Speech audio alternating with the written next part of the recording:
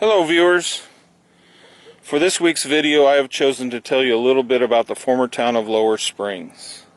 I'm not at the exact location of the former settlement since nothing of the physical site remains. So I thought a view of the terrain in which it stood and along which people had to travel in wagons, stagecoaches, and on horseback would be more meaningful and provide some context to the history of the town. Three of the first and important settlements in Shasta County by white immigrants seeking gold or new life in California were Shasta, Lower Springs, and Horsetown. When the county seat was to be moved from Major Pearson B. Redding's Rancho Buenaventura, all three vied for the title and honor. Being the natural and best location to serve as the hub for loading and moving supplies to the mining and diggings in all directions, Shasta was chosen. While not the county seat, Lower Springs still saw plenty of activity in the early years of Shasta County. Its location on one of the two roads connecting Shasta to the south and southeast meant travelers frequently stopped, stayed for a while, or passed through the town. People making their way along this route had a choice of where to stop depending on their needs and how they managed the climb up to Shasta or the descent when leaving it.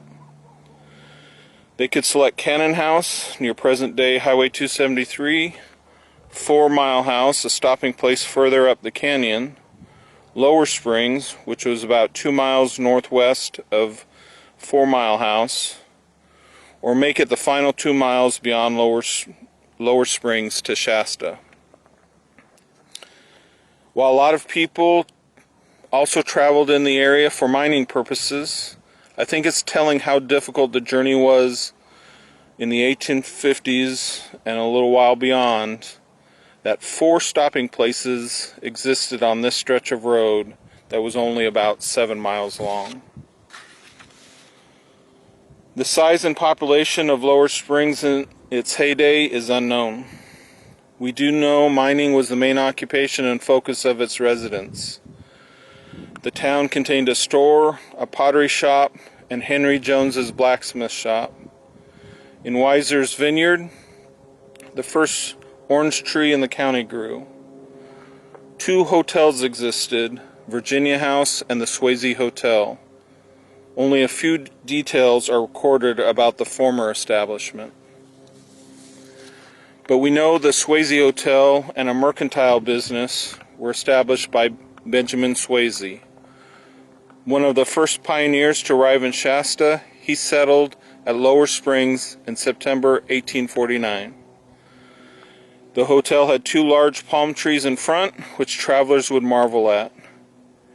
He beautified the hotel grounds with an orchard, a nursery, and a garden. From these he sold produce in Shasta, as well as shipped it to Trinity and Siskiyou counties and as far away as Oregon. A water cistern and fountain in which goldfish swam also once stood, adding to the character of the place. I think I'll wrap up my sharing of the history of Lower Springs right here. I hope you found it interesting. And if there's a specific historical site, event, or person